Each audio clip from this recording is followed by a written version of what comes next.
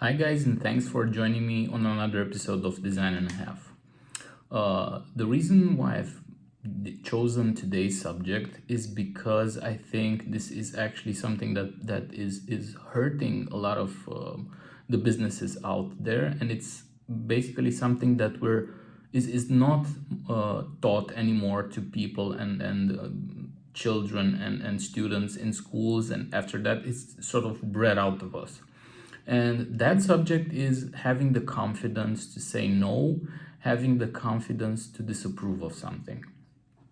This is sort of a touchy subject nowadays just because most of us are in situations or work in companies where disapproval of someone else's opinion is basically frowned upon and is seen as such a negative thing rather than a positive thing, and often or not it leads to confrontation, it leads to personal attacks, it leads to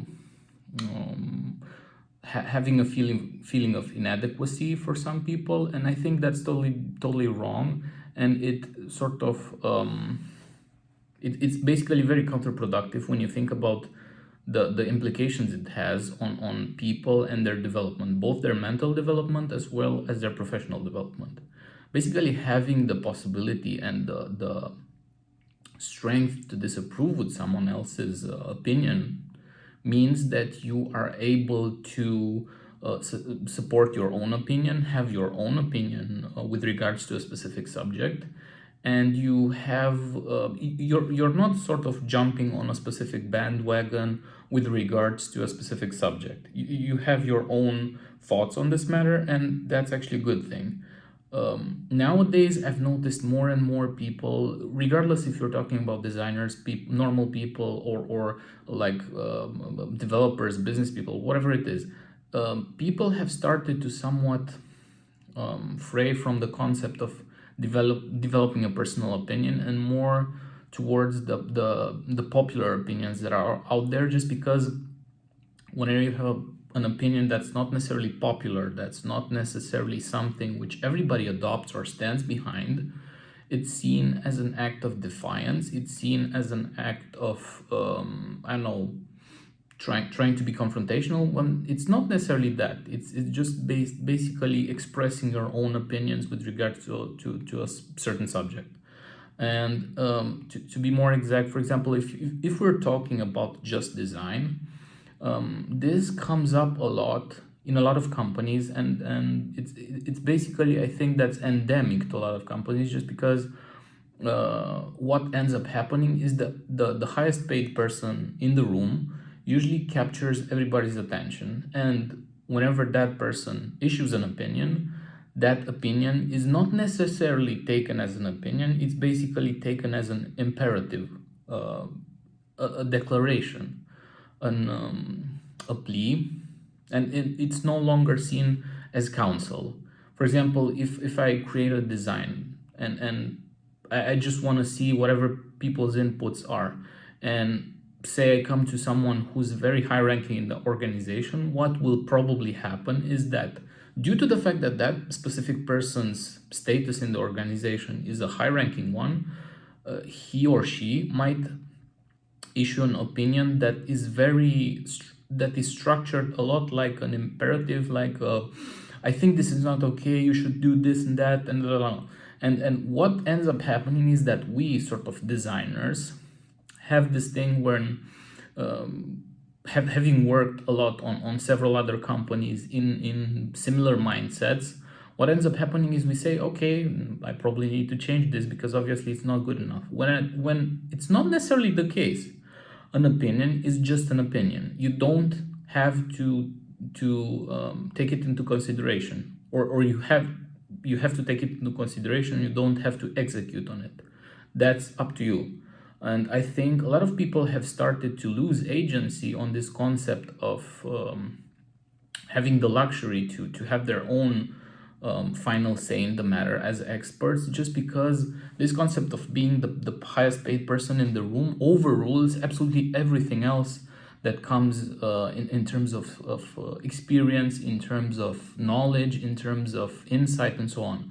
because in what ends up happening is that person's power just became a way of transaction, a currency of transaction of power within the room. And suddenly, if you want to have your own objective voted in a way, if there's more than one uh, person with a lot of power in the room, what ends up happening is that political games start showing up.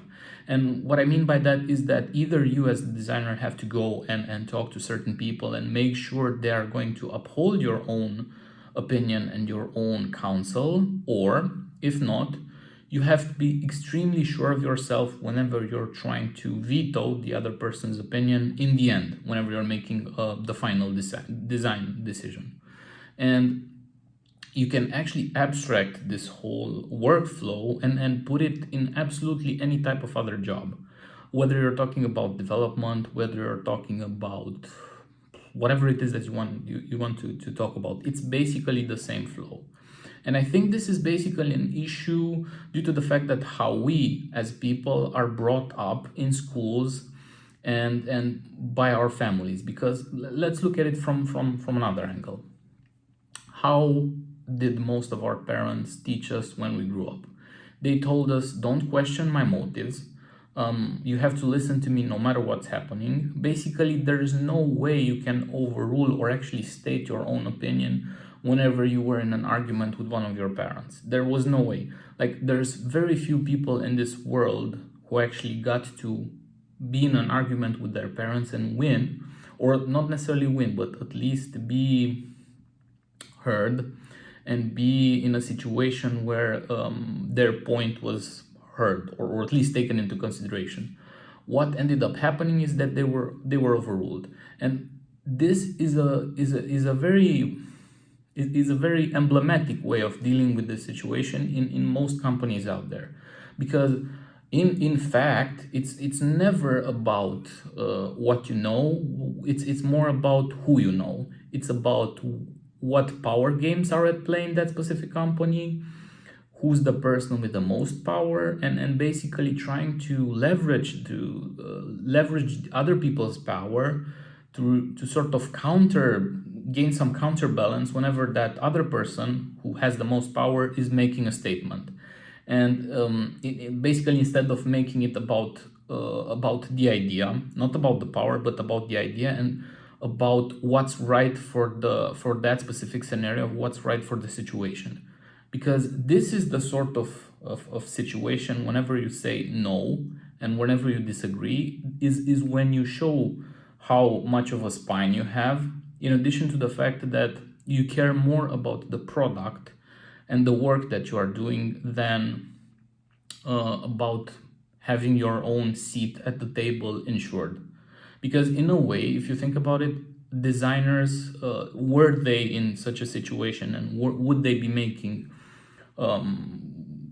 or actual people, if they would be making this claim and saying that whatever they are meaning and basically being upfront about it, would mean that people would first of all take them seriously. And I think this whole situation where people with more power see them as easy to push would change, just because they would know, oh, I'm not going into that meeting because that person is always going to challenge me, and I would rather be in another meeting with a person who is way weaker than the other person, just because I would like my idea to be taken into consideration or be taken across, rather than going to the other person and being pushed around because that other person is way more aggressive and more defensive about their ideas than the other one. And I think as a designer, we need to be very defensive about what we do, especially if we know it's right. But on the other hand, we need to be humble enough to accept whenever we are wrong, because there's a very fine line between being an absolute asshole about it and actually voicing an opinion and knowing when to say no and being very vocal about the no part. Many times we just give up that luxury of saying no because we're afraid of the consequences. what's going to happen if I lose my job. Basically, we sort of create a whole scenario out of the whole situation where we said no, and we blow it way out of proportions when it's not necessarily the case. Oftentimes, what ends up happening is that it's just a simple discussion where we discuss with the other person, we explain our reasons why it doesn't make sense, and in some situations, especially if that other person is well educated, is rational, it ends up being just a normal discussion. It's not going to become a personal discussion. It's going to be a discussion about the idea and about what's the best solution in that specific scenario, not who's right and who's wrong. And I think we as people have a lot to learn about how to properly communicate, especially in these types of scenarios, whenever communication could be very crucial and could be the deciding factor whether a specific solution gets chosen or not. And I think to some extent that's the reason why I strongly believe designers should really lean on into the technical side and learn a lot about products, about how they work, about new technologies, and not necessarily limit themselves to just knowing whatever it is that they need to know on their specific subject. Because knowing only what you need to be able to do your job and that's it does not help you bring those rational arguments whenever such discussions are taking place, and you will never have the confidence to say no if a proposed solution or a counter-proposed solution doesn't work for you, or doesn't work for the product, or doesn't work for that specific scenario. Because you'll always doubt yourself and think, oh, maybe this other person knows something I don't. And in the end, it's all about the confidence of the one who's talking. Because I've seen a lot of situations where a lot of people who, with less knowledge than me or other professionals, are speaking with such authority about subjects they know nothing about, and still somehow manage to garner up a lot of attention from people just because of how they speak of the subject with how much of authority and how convinced they are of the things that they are speaking about. And this also ties into our subject of today, just because being able to say no means also calling out bullshit whenever you see it. If you're in a discussion with someone and you notice the other person is suddenly going off the rails, or I don't know, is no longer making sense whenever they are talking, sort of giving into their game and letting them play out their whole bullshit scenario doesn't help you. It doesn't help that person either, because they're always going to live with the imagination and with the concept in their head that they are right. And that's actually in a lot of ways more dangerous than being than you just saying no and walking away, or not doing actually anything. That sort of thought and mental process of being right, even whenever you're not right, and someone not calling it out, leads to you with overinflated ego, leads to you going out there and prophesizing information that you don't really know, understand, or maybe it's even false information for that matter. And it's not helping the community that you're working in. For example, just looking at sort of these junior developers that market themselves as senior developers, or junior designers who market themselves as mediums or seniors. Like in those specific scenarios, whenever someone like that comes along and starts speaking with authority as if they had years of experience at the back of their heads, we as seniors and people who have more authority on the subjects are duty bound to call their bullshit or their bluff and say, guys, chill. You don't know whatever the hell you're talking about. You should really take a step back and listen to something else. and here's what's actually going on, and start discussing whatever it is that they should have said instead. The reason why I'm saying this is that because I strongly believe that communities like design, development, and basically any technology related sort of guild, if you will, should self-regulate itself by helping people who don't know more, but at the same time sort of teach them that they don't know as much as they think they do. And whenever I'm talking about this, I always think about that graph I've seen. If I can find it, I'll link it up into the YouTube comment and the YouTube description, or the podcast episode description, if I can. It's basically a graph that tells you that shows a huge spike. So it's a Gauss type of graph, and somewhere at the top is the top of Mount Stupid. That is where most people who are junior are, and their perception is that their level of knowledge is that high, when in fact it's actually way lower than that. And the people who are professionals and have studied a specific subject for a very long time, they're actually in a very, very low valley of being very unsure of themselves. And the more they progress towards enlightenment, the more they realize how little they know. And this is actually a fact for a lot of people out there. The more you think you know, the less you actually do.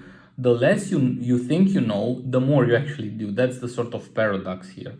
And it's funny because basically what ended up happening with the appearance of social media is that democratization of communication led to a lot of people voicing their opinions about absolutely anything. And this sort of introduced a new problem, if you want to, of people without knowledge speaking from an authority point.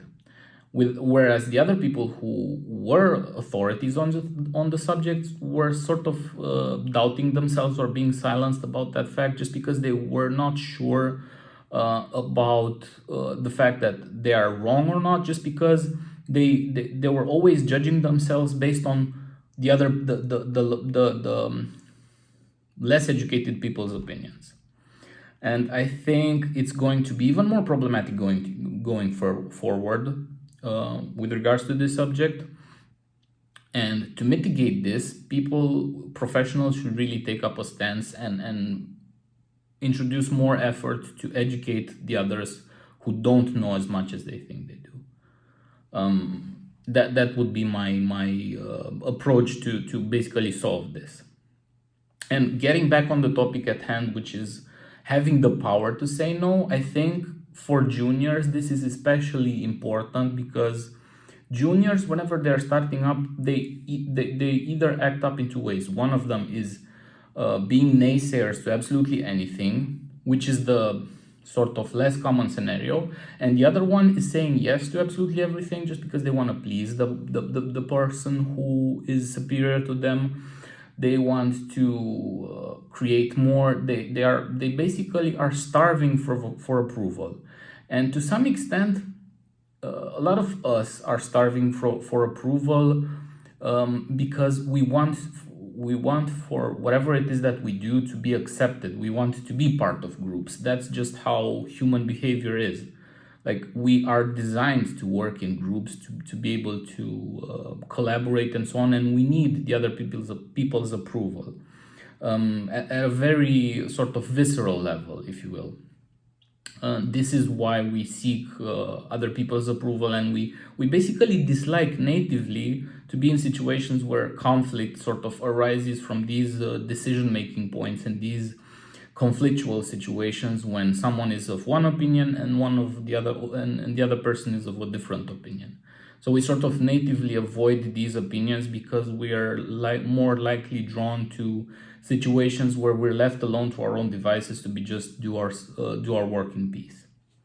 That's the gist of it. Okay, guys, this was it for today's episode. I hope you enjoyed it. As usual, leave a like or a comment below, subscribe and share if you want to. But either way, I do appreciate you taking the time to watch this video and hear my podcast. And I would like to wish you an amazing weekend and a really cool next week. Goodbye, guys.